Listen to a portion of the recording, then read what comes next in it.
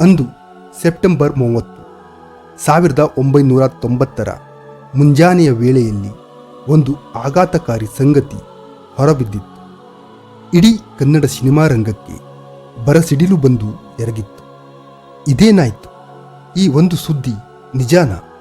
ದೇವರೇ, ಯಾಕೆ ಹೀಗೆ ಮಾಡಿದೆ ಅಂತ ಇಡೀ ಕರುನಾಡು ಕಂಬನಿ ಮಿಡಿದಿತ್ತು. ಅಂದು ಕನ್ನಡ ಚಿತ್ರರಂಗದ ಮೇರುನಟ, ನಿರ್ದೇಶಕ, ನಿರ್ಮಾಪಕ, ಸಂಭಾಷಣೆಕಾರ, ಕರಾಟ ಕಿಂಗ್ ಶಂಕರ್ ನಾಗ್ ಅಪಘಾತದಲ್ಲಿ ಇಹಲೋಕ ತ್ಯಜಿಸಿದ್ದರು. ಯಾರೂ ಕೂಡ ಊಹಿಸದ ರೀತಿಯಲ್ಲಿ ಅವರ ಶವ ದೊರಕಿತ್ತು. ಆಗೆಲ್ಲ ಈಗಿನ ಕಾಲದ ಹಾಗೆ ಮೀಡಿಯಾ, ಸ್ಮಾರ್ಟ್ಫೋನ್ಗಳು ಇರಲಿಲ್ಲ. ನ್ಯೂಸ್ ಪೇಪರ್ಗಳಿಂದ ಮಾತ್ರ ಈ ಸುದ್ದಿ ತಿಳಿಯಬೇಕಿತ್ತು. ಸೆಪ್ಟೆಂಬರ್ 30 ಬೆಳಿಗ್ಗೆ 9 ಗಂಟೆಯಾಗುವಷ್ಟರಲ್ಲಿ ಶಂಕರ್ ನಾಗ್ ಇನ್ನಿಲ್ಲವೆಂಬ ಸುದ್ದಿ ಇಡೀ ಕರುನಾಡಿಗೆ ಹಬ್ಬಿತ್ತು. ಶಂಕರ್ ನಾಗ್ ಸಾವನ್ನಪ್ಪಿದ ಇಂದಿನ ದಿನ ಹೇಗಿತ್ತು, ಏನಾಯಿತು ಎಂಬುದರ ಬಗ್ಗೆ ಇನ್ನೂ ಅನೇಕರಿಗೆ ತಿಳಿದಿಲ್ಲ. ಹಾಗಾದರೆ ಆ ದಿನ ಅಲ್ಲಿ ನಡೆದಿದ್ದೇನು ಎನ್ನುವುದನ್ನು ಈ ವಿಡಿಯೋದಲ್ಲಿ ತಿಳಿಯೋಣ. ಅದಕ್ಕೂ ಮೊದಲು ನೀವಿನ್ನೂ ನಮ್ಮ ಚಾನಲನ್ನು ಸಬ್ಸ್ಕ್ರೈಬ್ ಮಾಡದೇ ಇದ್ದರೆ ಕೂಡಲೇ ಸಬ್ಸ್ಕ್ರೈಬ್ ಮಾಡಿ. ಹಾಗೆ ಶಂಕರ್ ನಾಗ್ಗೊಂದು ಲೈಕನ್ನು ಕೊಡಲು ಮರಿಬೇಡಿ. ಚಿತ್ರಾಪುರ ಮಠದಲ್ಲಿ ಶಂಕರ್ ನಾಗ್ ಅವರ ತಂದೆ ಕೆಲಸ ಮಾಡುತ್ತಿದ್ದರು. ಅವರು ವಿಧಿವಶರಾದ ನಂತರ ಅವರ ತಾಯಿ ಅಲ್ಲೇ ಇದ್ದರು.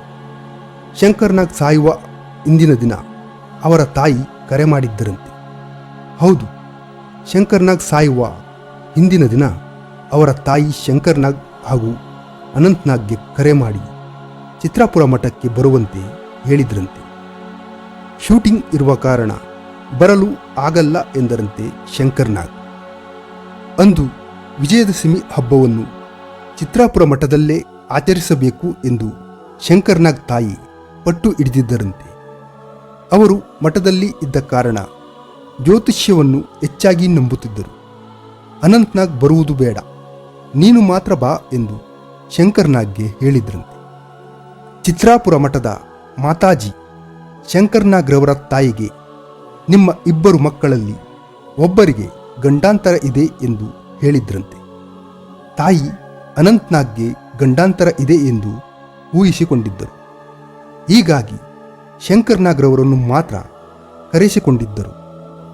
ಚಿತ್ರಾಪುರ ಮಠದಲ್ಲಿ ಎಲ್ಲರೂ ಒಟ್ಟಾಗಿ ವಿಜಯದಶಮಿ ಹಬ್ಬವನ್ನು ಆಚರಿಸಿಕೊಂಡಿದ್ದರು. ಶಂಕರ್ ನಾಗ್ ಜೊತೆ ಪತ್ನಿ ಆರುಂಧತಿ ನಾಗ್, ಮಗಳು ಕಾವ್ಯ, ಡ್ರೈವರ್ ಲಿಂಗಣ್ಣ ಕೂಡ ಇದ್ದರು. ಎಲ್ಲ ಮುಗಿಸಿ ಊಟ ಮಾಡಿ ಮಲಗಿದ್ದರು. ಇದ್ದಕ್ಕಿದ್ದ ಹಾಗೆ ಮಧ್ಯರಾತ್ರಿ ಎಚ್ಚರಗೊಂಡ ಶಂಕರ್ ನಾಗ್ ಗಡಿಬಿಡಿಯಲ್ಲಿ ಪತ್ನಿ ಮಗಳನ್ನು ಎಬ್ಬಿಸಿಕೊಂಡು ಬಾಗಲಕೋಟೆಯ ಮುಧೋಳದಲ್ಲಿರುವ ಲೋಕಾಪುರಕ್ಕೆ ಹೋಗಬೇಕು ಎಂದಿದ್ದರಂತೆ. ಲೋಕಾಪುರದಲ್ಲಿ ಜೋಕುಮಾರ ಸ್ವಾಮಿ ನಾಟಕದ ಪ್ರೀ ಪ್ರೊಡಕ್ಷನ್ ಕೆಲಸಗಳು ಬಾಕಿ ಇದ್ದವು. ಹೀಗಾಗಿ ಕೆಲ ದಿನಗಳಿಂದಲೂ ಇಲ್ಲಿಗೆ ಹೋಗುವುದಾಗಿ ಹೇಳಿಕೊಂಡಿದ್ದರಂತೆ. ಜೋಕುಮಾರ ಸ್ವಾಮಿ ನಾಟಕವನ್ನು ಸಿನಿಮಾ ಮಾಡಲು ನಿರ್ಧಾರ ಮಾಡಿದ್ರಂತೆ ಶಂಕರ್ ನಾಗ್. ನಾಟಕಕ್ಕಾಗಿ ಕೆಲವು ಕಲಾವಿದರನ್ನು ಕಳುಹಿಸಿದ್ದರು. ಹೀಗಾಗಿ ಚಿತ್ರಾಪುರ ಮಠದಿಂದ ಗಡಿಬಿಡಿಯಾಗಿ ಇಲ್ಲಿಗೆ ಹೋಗಬೇಕೆಂದು ಮಧ್ಯರಾತ್ರಿ ಪತ್ನಿ ಹಾಗೂ ಮಗಳನ್ನು ಎಬ್ಬಿಸಿಕೊಂಡು ಹೊರಡುತ್ತಾರೆ. ಶಂಕರ್ ನಾಗ್ ಅವರಿಗೆ ಮೊದಲಿನಿಂದಲೂ ಮಧ್ಯರಾತ್ರಿಯಲ್ಲಿ ಕಾರು ಓಡಿಸಿ ಅಭ್ಯಾಸವಿತ್ತು. ನಿದ್ರೆ ಮಂಪರಿನಲ್ಲಿದ್ದ ಮಗಳು ಹಾಗೂ ಪತ್ನಿ ಜೊತೆ ಡ್ರೈವರ್ ಲಿಂಗಣ್ಣ ಅವರೊಟ್ಟಿಗೆ ಶಂಕರ್ ನಾಗ್ ಅಲ್ಲಿಂದ ಹೊರಟಿದ್ದರು. ಅಂದು ಕಾರನ್ನು ಡ್ರೈವರ್ ಲಿಂಗಣ್ಣ ಅವರೇ ಓಡಿಸುತ್ತಿದ್ದರು. ಕಾರಿನ ಹಿಂಬದಿ ಸೀಟಿನಲ್ಲಿ ಮಗಳು ಕಾವ್ಯ, ಪತ್ನಿ ಆರುಂಧತಿ ನಾಗ್ ಮಲಗಿದ್ದರು. ಚಿತ್ರಾಪುರ ಮಠದಿಂದ ಕಾರಿನಲ್ಲಿ ಹೊರಟಾಗ ದಾವಣಗೆರೆಗೆ ಸ್ವಲ್ಪ ದೂರ ಇರುವ ಆನುಗೋಡು ಬಳಿ ಶಂಕರ್ ನಾಗ್ ಕಾರು ಅಪಘಾತವಾಗಿತ್ತು. 1 ವಾರದಿಂದ ಕೆಟ್ಟು ನಿಂತಿದ್ದ ಟ್ರಕ್ಗೆ ಶಂಕರ್ ನಾಗ್ ಅವರ ಕಾರು ಗುದ್ದಿತ್ತು. ಡ್ರೈವರ್ ಲಿಂಗಣ್ಣ ಸ್ವಲ್ಪ ನಿದ್ರೆ ಮಂಪರಿನಲ್ಲಿದ್ದರು. ಅಪಘಾತದ ನಂತರ ಒಂದಷ್ಟು ಜನ ಕೆಟ್ಟು ನಿಂತಿದ್ದ ಟ್ರಕ್ಗೆ ಹಿಂಬದಿಯಿಂದ ಕಾರು ಡಿಕ್ಕಿಯಾಯಿತು ಅಂತ ಹೇಳ್ತಾರೆ.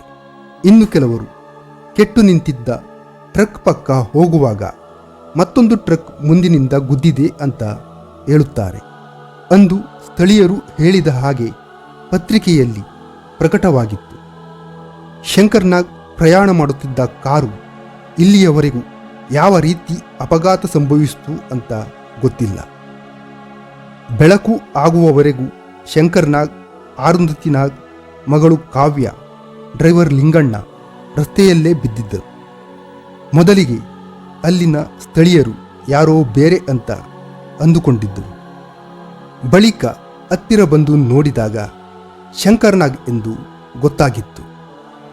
ಈ ಭೀಕರ ಅಪಘಾತದಲ್ಲಿ ಶಂಕರ್ನಾಗ್ ಇಹಲೋಕ ತ್ಯಜಿಸಿದ್ದರು. ಶಂಕರ್ನಾಗ್ ಜೊತೆಗೆ ಡ್ರೈವರ್ ಲಿಂಗಣ್ಣ ಕೂಡ ಸಾವನ್ನಪ್ಪಿದ್ದರು. ಈ ಅಪಘಾತದಲ್ಲಿ ಪತ್ನಿ ಆರುಂಧತಿ ನಾಗ್ ಹಾಗೂ ಮಗಳು ಕಾವ್ಯ ಬದುಕುಳಿದರು. ಇಡೀ ಕರ್ನಾಟಕವೇ ಅಂದು ದುಃಖದ ಸಾಗರದಲ್ಲಿ ಮುಳುಗಿತ್ತು. ಶಂಕರ್ನಾಗ್ರವರ ಮೃತದೇಹವನ್ನು ಅಲ್ಲಿಂದ ಬೆಂಗಳೂರಿನ ವಿಲ್ಸನ್ ಗಾರ್ಡನ್ಗೆ ತೆಗೆದುಕೊಂಡು ಬರುತ್ತಾರೆ.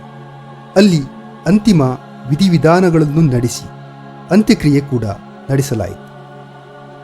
ದಾವಣಗೆರೆಯ ಆನಗೋಡು ಜನರಿಗೆ ಈಗಲೂ ಶಂಕರ್ನಾಗ್ ಅವರ ಮೇಲೆ ಅಪಾರ ಪ್ರೀತಿ ಇದೆ.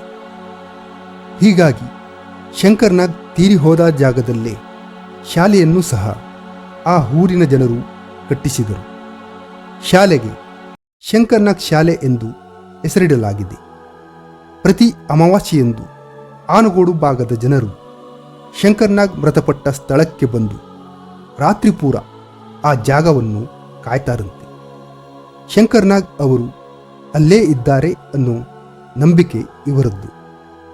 ಮತ್ತೊಂದು ಕಾರಣ ಅಂದರೆ ಪ್ರತಿ ಅಮಾವಾಸ್ಯೆಯಂದು ಈ ಭಾಗದಲ್ಲಿ ಹೆಚ್ಚಾಗಿ ಅಪಘಾತವಾಗುತ್ತಂತೆ. ಹೀಗಾಗಿ ಇಲ್ಲಿನ ಜನರು ಪ್ರತಿ ಅಮಾವಾಸ್ಯೆಯಂದು ಅಪಘಾತವಾದ ಸ್ಥಳಕ್ಕೆ ಬಂದು ಕಾಯ್ತಾರಂತೆ. ಯಾರೇ ಈ ಜಾಗದಲ್ಲಿ ಗಾಡಿ ನಿಲ್ಲಿಸಿದರೂ ಅವರನ್ನು ಅಲ್ಲಿಂದ ಕಳುಹಿಸುತ್ತಾರಂತೆ. ಶಂಕರ್ನಾಗ್ರವರಿಗೆ ಈಗಲೂ ಸ್ಮಾರಕವಾಗಲಿ ಸಮಾಧಿಯಾಗಲಿ ಇಲ್ಲ. ಜನರನ್ನು ಭಾವನಾತ್ಮಕವಾಗಿ ಕನೆಕ್ಟ್ ಆಗಲು ಸಮಾಧಿಯಾಗಲಿ ಸ್ಮಾರಕವಾಗಲಿ ಕಟ್ಟುತ್ತಾರೆ. ಆದರೆ ಶಂಕರ್ನಾಗ್ ಅವರ ಸಮಾಧಿ ಎಲ್ಲೂ ಇಲ್ಲ. ಶಂಕರ್ನಾಗ್ ಪತ್ನಿ ಆರುಂಧತಿ ನಾಗ್ರವರ ಮನೆ ಬಳಿ ಚಿಕ್ಕ ಕಲ್ಲೊಂದನ್ನು ಇಟ್ಟು ಪೂಜೆ ಮಾಡುತ್ತಾರಂತೆ. ಕೇವಲ ಮನೆಯವರು ಮಾತ್ರ ಇಲ್ಲಿ ಪೂಜೆ ಮಾಡ್ತಾರೆ. ವಿಲ್ಸನ್ ಗಾರ್ಡನ್ನಲ್ಲೂ ಶಂಕರ್ನಾಗ್ರವರ ಸಮಾಧಿ ಇಲ್ಲ ಅನ್ನುವುದು ನಿಜಕ್ಕೂ ಬೇಸರದ ಸಂಗತಿ.